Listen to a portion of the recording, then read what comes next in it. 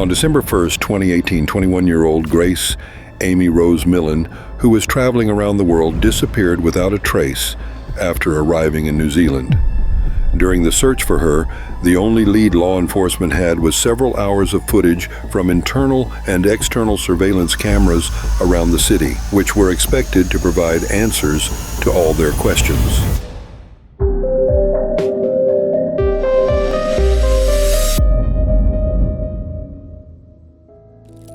Amy Rose Millane was born on December 2, 1996 in Wessex, England. She had two older brothers, Michael and Declan, and was the youngest of three children born to her parents. Grace was a very sociable and cheerful person who loved her family deeply. She was also creative and loved painting. Grace studied advertising and marketing at the University of Lincoln.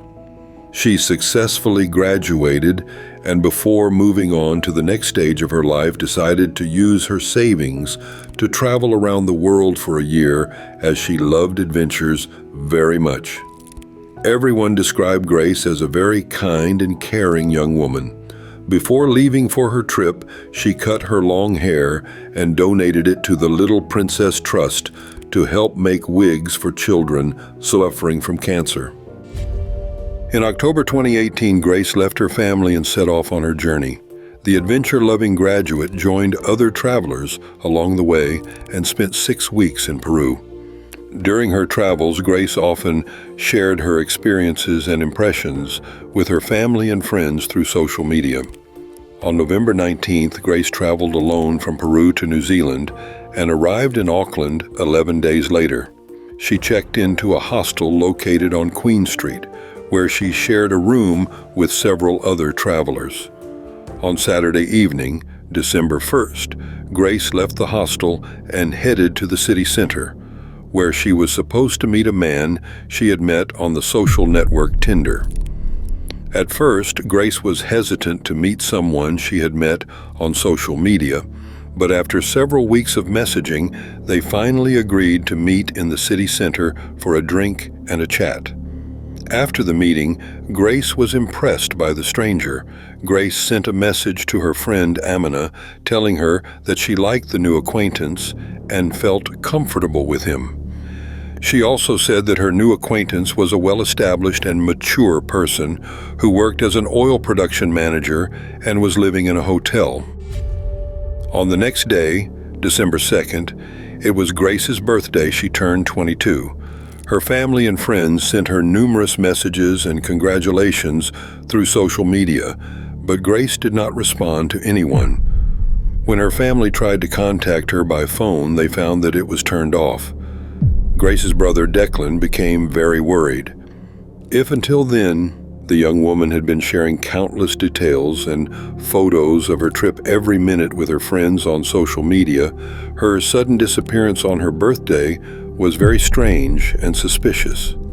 Grace was very attentive to her family, and when she did not contact them for 3 days, her frightened parents officially reported Grace missing to the Auckland police on December 5th. The police contacted the hostel where Grace had been staying, and the hostel administration informed them that Grace had not been seen there since the evening of December 1st. At first, the police did not suspect any foul play because most of Grace's belongings were still at the hostel, and they thought she might have stayed with a new friend. Thanks to the numerous surveillance cameras throughout the city, law enforcement did not need much time to determine where Grace was on the day she disappeared. Law enforcement began reviewing footage not only from street cameras but also from cameras inside the hostel and offices located in the area. After reviewing numerous video recordings, the police found footage of Grace's movements and followed her route, which started from the hostel and led to the Sky City area, a very popular and busy place in Auckland, known for its many hotels, bars, and restaurants. The cameras showed that at 5:45 p.m., Grace took a photo of a Christmas tree and sent it to her family.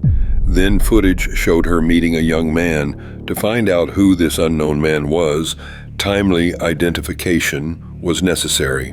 At the same time, experts began examining Grace's social media accounts, trying to determine who was the last person she had contacted. As the investigation progressed, every detail gradually came together like a puzzle. The police discovered that the last person to message Grace was 26-year-old Jesse Kempson. Originally from New Zealand, he publicly commented to Grace, "You are so beautiful and attractive." In the photos, the young man looked very similar to the one who was captured on surveillance. The man Grace last met was 26-year-old Jesse Kempson. He was born in Wellington and moved several times during his childhood after his parents separated. Raised by his grandparents, he had no contact with other family members. Acquaintances described Jesse Kempson as a pathological liar. It turned out that he lied about everything, from claiming he was the cousin of a famous player from the All Blacks rugby team to saying he had cancer and was going to die soon. He lied to everyone, including employers, partners, family, and friends. Jesse was often caught in his lies, which frequently led to eviction from rented apartments and loss of jobs due to his constant dishonesty. The owner of the house where Jesse previously lived claimed that the young man had been deceptive, asserting he was a professional softball player signed with the New Zealand Black Sox, the national softball team. He assured the landlord that he was waiting for money from a contract and would soon pay the rent. However, after 8 weeks without payment, the landlord contacted the Black Sox management and found out that Jesse had been lying. He also misled the City Life Hotel, claiming he was an executive manager at Woolworths. In reality, he was paying for his stay at the hotel using government assistance. Jesse's last job was in telemarketing, which also ended in dismissal due to his dishonesty. The police realized that he was the person from whom they could obtain important information about Grace, so Jesse was summoned to the police station for questioning. When Jesse arrived at the police station, the officers asked him to describe the evening he last saw Grace. He told the police that he met Grace on the social network Tinder, and on Saturday evening they met at Sky City. Afterward, they went to a bar called Indies, where they had dinner and drank alcoholic beverages. They agreed to meet again the next day before parting ways. According to Jesse, Grace walked down one side of Victoria Street while he crossed to the other side because he had a meeting with someone else at a different bar. After that, Jesse claimed he never saw Grace again. The police needed to obtain street camera footage to verify whether the evidence matched Jesse's account. Kempson also repeatedly told the police that he couldn't remember many details from that evening because he had drunk a lot and was intoxicated. While Jesse Kempson was being questioned about Grace Millane's disappearance, police discovered even more crucial security camera footage that revealed the true story. Jesse Kempson alleged that after saying goodbye to Grace, he went to another bar and drank alone, and the next day he woke up hungover in the hotel. He stated that when he woke up, it was exactly 10 o'clock. The police asked why he was so certain about the time, and Jesse replied that he looked at his phone and remembered it. But something about his statement didn't add up. On Sunday morning, December 2, 2018, Jesse was caught on surveillance camera leaving his hotel at 8:01 a.m., then entering a store and purchasing a large suitcase. Before returning to the hotel at 8:14 a.m., the police showed him a printed photo taken from the surveillance footage and asked him to explain why the time he claimed was different from the time shown on the footage. However, Kempson insisted that what he said was true. Caught in a lie, Kempson became angry and requested a lawyer. After speaking with his lawyer, he refused to answer any further questions. 5 days had passed since Grace's mysterious disappearance. Despite knowing that Kempson was lying and hiding something about Grace's disappearance, the police released him on bail. It was necessary to review many hours of surveillance footage. The police hoped to find important evidence in the recordings that would finally reveal what happened to Grace. Grace's movements around central Auckland were captured by numerous cameras. The more footage the police reviewed, the quicker Jesse Kempson's story began to unravel. Jesse Kempson stated that after leaving Sky City, they said goodbye to each other, with Grace walking down one side of Victoria Street and him walking down the other, claiming they never saw each other again. However, surveillance footage revealed that they did not say goodbye and crossed Victoria Street together. It was established that the couple did not part ways after Sky City. Instead, they went together to a Mexican cafe and later moved to a bar located behind the City Life Hotel. The cameras showed that they were quite close and seemed to be enjoying their time together. However, there was one disturbing moment in the footage when Grace went to the restroom and Kempson rummaged through her handbag. After leaving the bar, they went to the City Life Hotel where Jesse Kempson was staying. Surveillance footage from the hotel elevator showed them entering the elevator together and later leaving it. This was the last recording in which Grace was seen. It was determined that in the morning, along with a travel bag, Kempson purchased cleaning supplies. He then took the bag containing unknown items to a dry cleaner. The law enforcement officials were left with only one question: where was Grace? There was no footage showing her leaving the hotel. The police decided to search Kempson's hotel room. During the search, they found no trace of Grace, nor any of her belongings that would confirm her presence there. At first glance, nothing in the room appeared suspicious. The law enforcement officers decided to use luminol, a substance that can detect traces of cleaned blood. When the forensic team sprayed luminol around the room, numerous blood stains appeared on the carpet. The investigation now had enough evidence to arrest Kempson.